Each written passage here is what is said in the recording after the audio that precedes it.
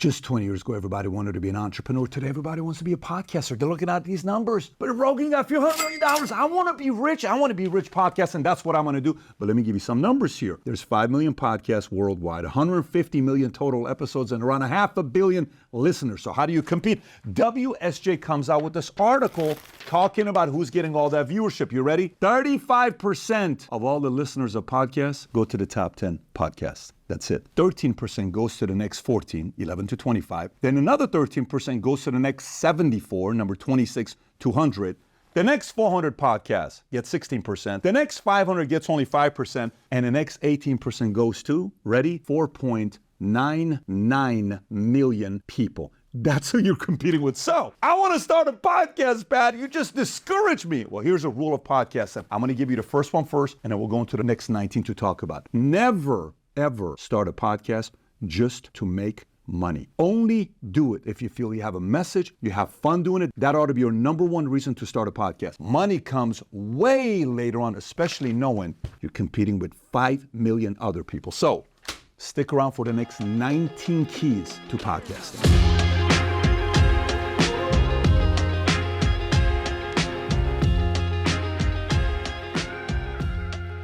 If you get value out of this video, give it a thumbs up and subscribe to the channel. Stick around till the very end to get a free PDF. You know why I'm laughing? Because this is my 9th take. That's why I'm laughing. Did you hear that laugh? Okay. Top 10 podcasts, according to WSJ. Number 1, Joe Rogan Experience, Crime Junkie, The Daily, New Heights with Jason and Travis Kelce, Dateline, This American Life, Call Her Daddy, Smartless, Morbid, Stuff You Should Know. And by the way, a chart came out talking about what topics are the ones that win the most on podcasts. Here's what the numbers were according to Pew Research. Crime, 24% of most podcasters. Then 10% is politics and government. Then it's entertainment, pop culture, and arts, 9%. Self-help and relationship, 8%. Sports, 6%. History, 4%. Money and finance, 2%. Comedy, 2%. Religion, 2%. Science and technology, 1%. Health, 1%. Multiple topics, 20%. And then other is 12%. Now, when you think about podcasting, most of you guys would say, oh my God, it must be like blowing up with more people getting into podcasts because everyone's starting to figure this thing out. What if I told you podcasting has dropped? It peaked during COVID because everybody was home and everybody was listening. So you didn't really need to be that good to be a decent podcaster at that time. And we had a lot of time to listen to stuff. That's why Tiger King blew up, because we were all home, not because we're fascinated by tigers, although he was funny. Look at this here. From 2020 till today, podcasts, it went from 300,000 active, 400,000, boom, 600, 700,000, almost to 800,000 active. And then guess what happened right after COVID? Dropped back down to 400. And now we're back down to around 450. Today, podcast, because a lot of people got into it and they left saying, this is a little bit harder than I thought it was going to be. And the money hasn't even reached podcasting yet. Right now, it's around 3 billion a year. It's going to be a lot more than this, but right now it's 3 billion. So meaning the point is, a lot of people are going to get filtered out because they're doing it for the wrong reason. They're doing it because they want to get rich instead of just trying to have fun with it as well. That's why I told you, number one reason for starting a podcast cannot be money. Now, having said that, if you still want the other 19 tips on starting a podcast, stick around. Point number 2, when it comes down to podcasting, make a list of topics that you know a lot about, that you're passionate about, that you can go deep on. For example, you may say, I know a lot about baseball. There's some big podcasts. I know a lot about Walt Disney and the story of Disney. Great. A guy who was a lawyer making $200,000, you're left being a lawyer, and at 40 years old, because you know everything about the Disney history, started a podcast and he blew up. What do you know a lot about that you can go deep on? If you look at Rogan, Rogan can go deep on a lot of different topics and he can go wide. But you don't have to be that right now. You can simply choose one and go deep, and then eventually you can go wide. I started off talking about entrepreneurship. Then gradually I went wider. But what's your niche? What is the one thing you know for a fact you can talk about it, you can hang with anybody on that topic? Is it parenting, kids, raising kids, marriage, pregnancy, finance, money, investment, real estate, crime, history, military, whatever it is? Choose the one topic that you know you can go deep on and start your podcast on that one niche. Number 3, what is your outcome of doing a podcast? Remember earlier I said don't make it money. What is it? Is it fun? Is it curiosity? Is it documenting so later on your kids can see it 10, 20, 30 years from now? What's the outcome of you creating a podcast? Very basic. Take a paper and pen and start writing it. I'll tell you mine. At first, when I started Valuetainment, wasn't a podcast, it was content creation, was because I wanted the market to know how I do business. If you like how I do business, let's find each other. If not, I totally get it. Eventually, that turned into a few million subscribers. It turned into a consulting firm when I got a call from somebody saying, Pat, they called Mario. They said, hey, we'd like to hire Patrick to be our consultant. What does he charge per engagement? I'm like, I don't even know what he's talking about. I said, just go back and give a number to the guy. Mario goes back, says, hey, Patrick consults for $5,000 an hour. Mario comes back to me and says, Pat, they asked for 3 hours. I said, what? He said, they're 3 hours. I said, what do you mean 3 hours? $15,000. How do we even collect payment? I don't know. I'm sending a PayPal link. That's how it started for us. And then now it's consulting from 10,000 businesses. We consult for 60 plus different countries called beddavid.com. You can go to beddavid.com, Beddavid Consulting, learn more about it. What's the moral of the story? The original outcome was because I was an entrepreneur businessman and I'm sharing my content. Later on, turned into a lot of opportunities. Now, PBD Podcast, we already had 4 million subscribers on our channel. Then we started a podcast because I want to talk about current events and politics. What was the outcome of this? I want to freely talk about all the events that's taking place because I got a lot of opinions on it. Our first podcast we ever did, I was wearing a Mickey Mantle jersey. You know how many people were on our live? The first one we did? 392 people, some number like that. Do you know on our last live we did 2 weeks ago how many people were on? Concurrent? 104,000 people. Do you know how long it took us to go from here to here? A long time. But the basic outcome, I just want to talk about current events. I feel like I have some opinions and I like talking to others and debating others. That was the outcome. What is your outcome of starting a podcast? Next one is a basic one, guys. Just be yourself. There's a lot of acting. They're trying to be like this guy. They're trying to talk like that guy. They're trying to talk like this guy. How do you talk? However you talk, be that person. Go look at the top 10 podcasts. There's a lot of podcasts. Ben Shapiro talks very different than Lex Friedman talks, very different than Dax Shepard talks, very different than Rogan talks, very different than Dylan, than Andrew. All of these podcasts, Call Her Daddy, they're all very different. But what's your personality? Some talk like this. So today we will be talking about health. And we're going to talk about what you need to do to make sure your stomach is clean. Like that guy talks at that pace. Yeah, he's got millions of followers on a monthly basis. You have a problem with him? You'd love to have that as well. Do you know why people show up to him? Because he actually has know-how about a product, going deep. His personality is trusting, likable, right? And he's curious. He's asking the right questions, and he's got knowledge to transfer to you, right? He's giving you knowledge. But if there's one thing that the guys at the top do very well, they're themselves. Some energy is here, some energy is here, some energy is here. But regardless, every one of them is being themselves. And you, the viewer, likes them. A lot of time when people start a podcast, they want to interview the biggest guy. I want to interview Michael Jordan tomorrow. Hey, Michael, can you get on our podcast? You know what I'm saying? President Obama, I am so committed to your views. Mr. Trump, President Trump, we have to have you on a podcast because I think I'm going to interview different than anybody else. It's not how this works. You know who you start off with? With the local guy that has a pizza shop and he's got this nice recipe, but they've had this pizza shop for 58 years and it's been past 3 generations, and you tell the story and you know how many views you get? 226 if you're lucky, without even your mom and daddy watching. Can you do that? Can you do that? Do you know one of my first videos I did? I'm wearing a pink sock, by the way. Okay. In this video, you know how many views that video got? First day, less than 30. I was calling my friends and family saying, did you watch the video? They said, what video? Because nobody had a clue who this guy was. There's like, what are you trying to be a motivational speaker? Is that what you're doing? No, man, I'm trying to create. Can you support me? Come on, you're going to stop this. Most people don't believe you're going to continue with the podcast that you have. What is the moral of the story? Here's the moral of the story. Start small. Don't expect to have the bigger guests. You may have certain people locally. You know who I used to have on my podcast at the beginning stages? You ready for this? You ready for this? My barber, Michael Rapatoni, who's got the perfect hair. He would be on my podcast. You know who I had one time? One time in our office, everybody in Texas wanted to get a license to carry. I brought this girl, Jera, to be teaching all of us on how to get a license to carry. I liked her so much. I invited her back on a podcast. She's not a podcaster, but it was good to talk to her. Tom Ellsworth's a regular guy. I brought him on the podcast. We started having conversations. I go to insurance conferences every year. This guy kept coming and talking to me every year. Leave me alone, but I liked his charm. And his name was Adam. He got on the podcast. He wasn't a podcaster. You're first going to start off with regular people. Then I'm going to tell you the other story on how to get the bigger names. But first, keep in mind, you're going to have to start off with the smallest people and then graduate to the bigger one. And how do you do that? I'll tell you on the next step. You want big people on the podcast? Here's what you got to do. It's 2014. I want to go and interview Mark Cuban. I tell my guys, Tikran, Maral, Mario, I'm about to interview Mark Cuban. I say it 6 months before it happens because I went to an in conference and I saw him. I like the way this guy thinks. I want to interview him. I sent an email to Mark and I said, hey, I want to interview you. I think we can move 3,000 copies of your book on competition. He responds back and he says, do you really think I need 3,000 copies sold at 65 cents a copy? I said, I guess you don't.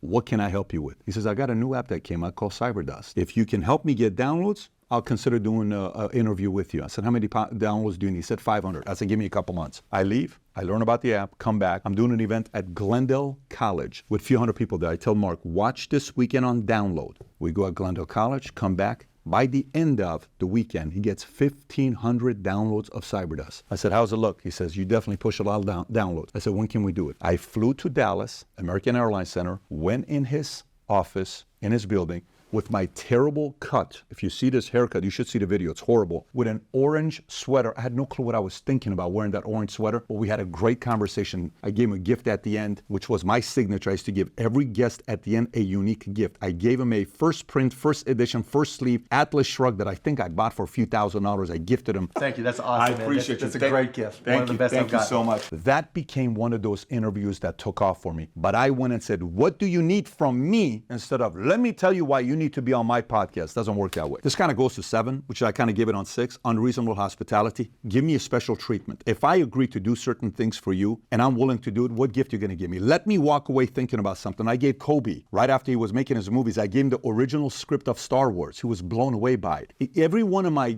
speakers that I bring out, I get him a special gift, things that I give him for them to remember. And that was one of the things I did with Mark. Think unreasonable hospitality. By the way, a lot of people want to give merch of your brand. Why do you think someone's going to wear merch of your brand with 66 subscribers or 17,000 subscribers or 10,000 subscribers or 100,000 subscribers? They're not a fan of yours. You're a fan of them. Get them something authentic that matters to them so they walk away saying, they treated me well. It was lots of respect, had a lot of fun, good interview, good question, and they actually gave me value for the little gift that they gave me. That was awesome. Special touch. Unreasonable hospitality. 8, you ready for this one? Most people are not going to like this. When I was married and I had kids and I'm running the business and I'm traveling the country all over the place, I didn't wait for people to come to me to interview. I went to them. I'm in LA. I interviewed Michael Francis 2 hours after I interviewed Jordan Belfort. Then I interviewed Lewis Howes. Then I went and interviewed 3 other people the next. I had stacks of 6 interviews I had in 2 days that I can launch 1 every week or 2 every other week. And so I had a lot of inventory. I'd go to New York. I would start off with Scaramucci. Then I would sit down with General McChrystal. Then I would sit down with Ariana Huffington. Then I would sit down with Bernard Kerik. I would do 6 interviews. But when you're small, you got to go to everybody. People are not going to come to you when you're small. And by the way, Tucker Carlson just this week was ranked as number 1 on Spotify. He was ahead of Rogan for a week. Guess where he went to interview? Russia, Australia, Poland, anywhere. This guy, after he was already number 1 in mainstream media, you mean to tell me you're willing to travel? That's why he climbed out of being not a podcast or TV guy to number 1 that quickly, because he went to his guests way after he was already big. Next point, 9. Listen, remember how earlier I said these are the niches that do very well: crime, health, self-help, all this other stuff. Whatever you know a lot about, you can do your podcast on that, or you can do reaction videos. Here's LeBron James just got traded to the Lakers for this much contract. You know what? I don't think this was a good trade. If it was me, they should have done this, that. Today, the interest rates have climbed to the highest they've had in 20-something years. What are they doing? Why do they want the economy to crash? There was an assassination attempt. Reaction. Here's what I think. That's one format, right? Current events, reaction, evergreen interviews, success stories, talking to people, bringing expertise of what they think about what happened. That format works. So either choose a niche, do the interviews, have reaction, current events, but that is kind of like the play on how it works when it comes down to podcasting. Next point, you'll see some of these podcasts nowadays, the way they ask the question, you're like, he sounds like a robot that he's asking the question. That's okay if you're getting started, because you can go on ChatGPT and say, what are the 10 most unique questions to ask, whoever you want to interview, right? What are the 10 questions that's never been asked of this? What are the 5 most unique angles to take when it comes down to the topic of marriage, right? And that can feed the things to you. And that's okay to do that. A lot of podcasters that are not necessarily the most flamboyant and energetic type of podcasters can go that format, and that's a good start. But that's not what's going to get you to be competing in the top 1,000, top 500, top 100, top 50. That's a whole different skill set. But at the beginning, leverage AI. There are so many tools nowadays to create shorts, to create the way your thumbnail, the looks, what things to ask, how to ask. There's so many things with AI. Don't be the one that's like, I'm too good for AI. I'm going to do it myself. Go use the tools, because your competition's going to use it against you, and they're going to do laps around you because they're leveraging AI and you're not. So that's great. You need to use AI, but this is the next key. For example, you ask a question according to ChatGPT. So in 1978, when XYZ happened, and this is what was going on at that time, how do you think your father felt at the time when XYZ happened? Oh, great question. Let me take ChatGPT, right? You give the answer. But that's where it starts. How did it make you feel? How do you think he felt? What was happening at that time? Later on, when you talked to your dad about it, what did he say? What did he think? Did you guys have a moment? Was there an emotion? Was there tension? What was it like when you spoke to him? How did your mom feel? Because they're no longer together. Do you still think your mom has certain feelings towards your dad? Like, this is when you're now peeling and you're getting to the real why of the why of the why of the why of the why. That's what great podcasters do. Anybody can start off with the first one, but it's the second, third, fourth, fifth, sixth, seventh, eighth, ninth follow-up. Boom! You got the answer everybody's looking for. And that's the art. The art of this is what you got to study the greatest interviewers. And you'll see what they're doing. I'll give you a couple people you ought to study to get better at this. I studied a lot of coaches, football coaches, when they're doing interviews. I like how they think. Number two, I studied a lot of comedians like Johnny Carson when he's interviewing people, old school Johnny Carson, when he's interviewing someone, you'll see what kind of questions they ask. Negotiators, especially like FBI hostage negotiators. I know that's a bad example, but those people that are able to get somebody that's ready to kill someone to ask the questions, to calm them down and bring them down and be able to answer questions. These are some incredibly great skill sets to learn while you're interviewing somebody, right? So pastors, how does a pastor get up there and give a speech and ask you the questions and tugs your heart, and then all of a sudden you're seeing hundreds of men and grown women in tears, and then they're willing to get up and go up there? That is a skill set to be able to deliver a message like that. Coaches, pastors, comedians, talk show hosts, David Letterman asking tough questions, poking, challenging, Howard Stern. These are very unique set of skill sets that most people don't spend a lot of time learning, but that's the edge if you're able to do that. Here's the next thing. Point number 13, very important. A lot of people are getting on there and saying, like, you know what, I'm going to get canceled because I'm going to talk about controversial stuff because that's how I'm going to get big very fast, because I'm going to talk about anything. They can't stop me. And then all of a sudden you get in trouble with YouTube or whoever it is, right? Learn how to communicate, okay? Words to use, allegedly, possibly, we'll see. Let me speculate. I don't know. Maybe I'm wrong. Maybe I don't know what I'm talking about. Do your own research. These are words great communicators use that are doing podcasts that allows me, the viewer, to say, let me go do my own research. You know what? He's just speculating versus saying, I guarantee you these people are lying.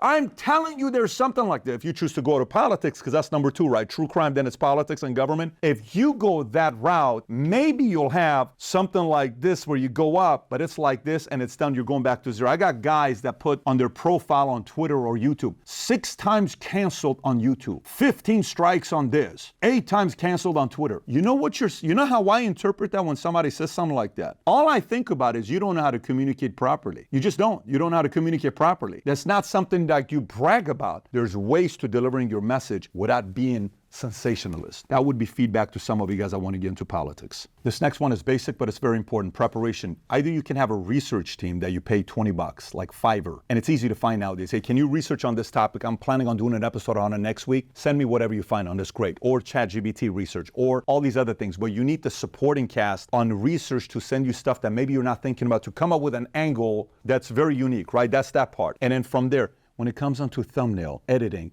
there's apps that are, AI is taking over 80% of the job of creating a podcast. At the beginning, I had a guy spend $100,000 to start his own podcast. You know how many episodes he did? He shot 10. You know how many went live? This many. Don't go spending too much money. Basic stuff right off the bat before you do anything wild. Camera, use this camera. Audio equipment, basic stuff to use at the beginning.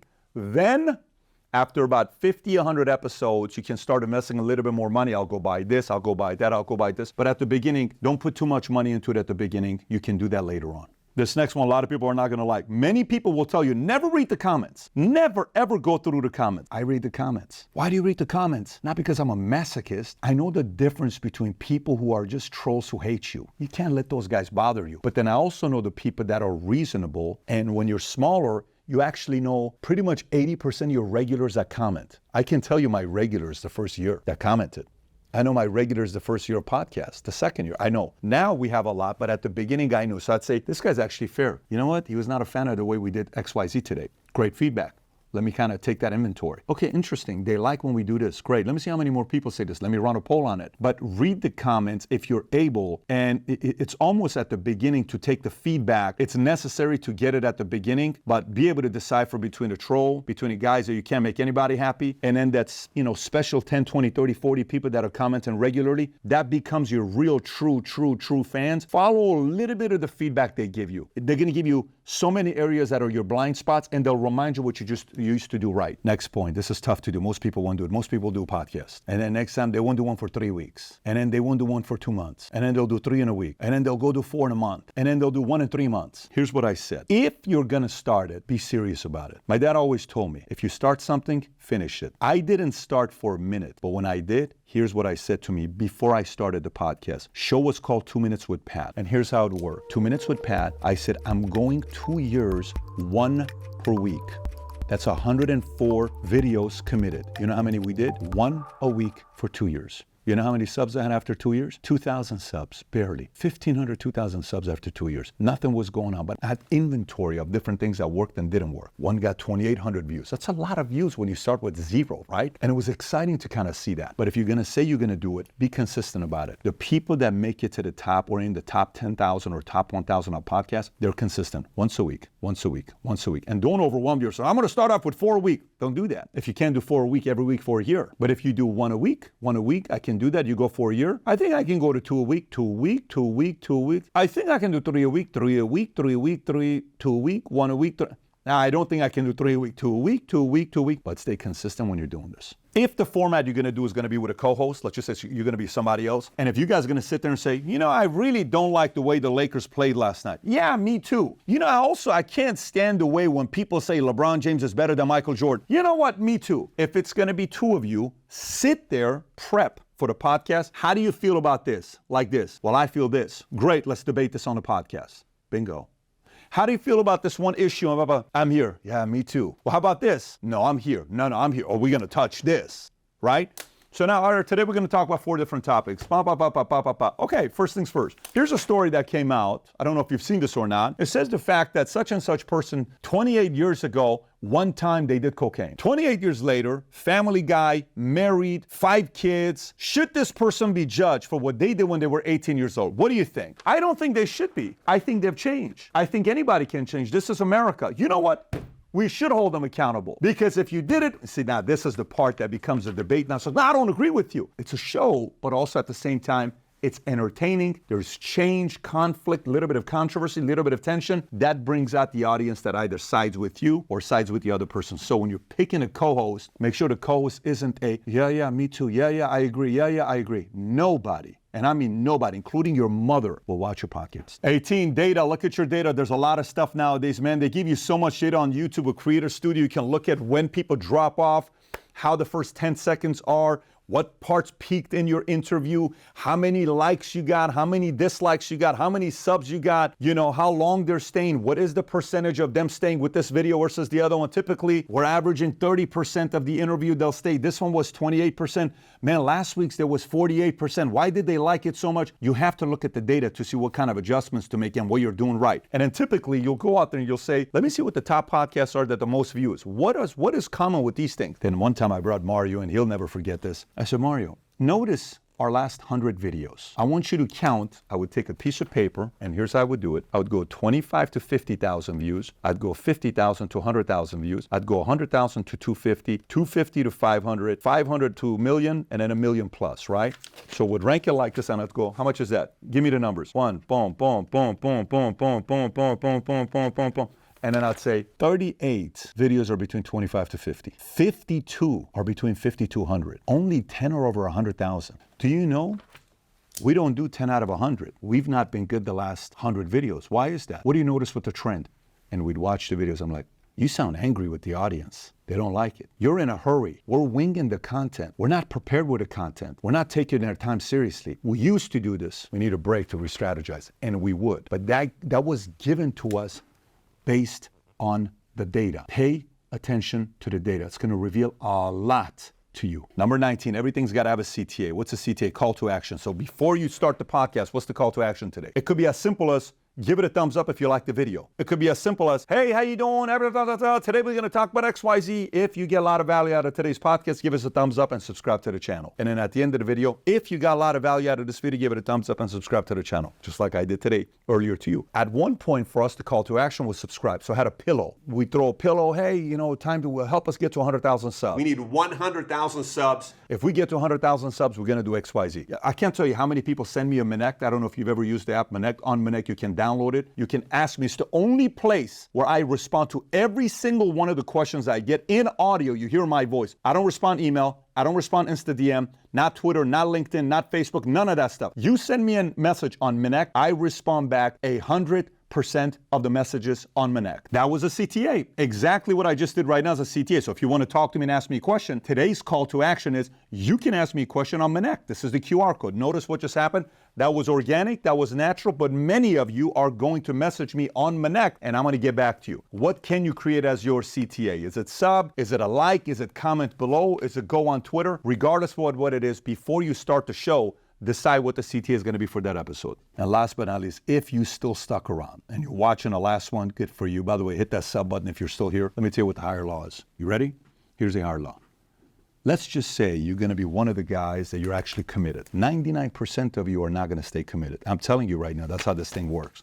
There's a reason why this was the chart we looked at earlier. Oh, Rogan made 200, so I'm on bomb, and then they leave, right? There's a reason when we look at this, what happens with these guys. Here's the higher law. There are some of you that are watching this, you're going to say, you don't know who I am, Pat. I'm not going to stop until I win. No problem. Let me talk to you guys for a minute. You're going to experience a little bit of fame and excitement. You're going to go to the mall. You're going to have the first person recognize you. You're going to, just step back into that person recognize me on the phone. It's fucking crazy. Who was that? I don't know. He said he watched the episode. And your video got like 3,800 views. It's going to happen. It's very weird. And then it happens twice. Let's just say you really get good. Now you get one video goes viral or short, 7.8 million views. Now you're one of this. Yeah, well, I'm an influencer. Now you're annoying again. Don't do that. If you start winning, you get a lot of eyeballs. Don't get arrogant. As big as you are, The Rock's got 600 million followers, and Ronaldo had a post that got 72 million likes, and Messi had a post that got 75 million likes. You're still small. Don't get too crazy here, because if you do, hurts the relationships around you. Your girlfriend, your boyfriend, your husband, wife, mom, dad, kind of become too much of a crazy one. And it's annoying to be around people like that. And then your followership leaves you. Remember, they liked you because you were authentic and you were being yourself. If you gain some success, have some perspective, do your best to stay humble. And always remind yourself, no matter how big you are still not here. You got work to do. Stay humble. If you do so, you'll continue growing. If you don't, you'll be one of these guys that quits and leaves this game. You don't want that. It's time for CTA. If you got value out of this video, give it a thumbs up and subscribe to the channel. And I made a video a few years ago, 10 keys to creating content as an entrepreneur. I think even though it says entrepreneur, it's going to give you insight on how to come up with the content. If you've never seen it, click here to watch it. Take care, everybody. Bye-bye, bye-bye.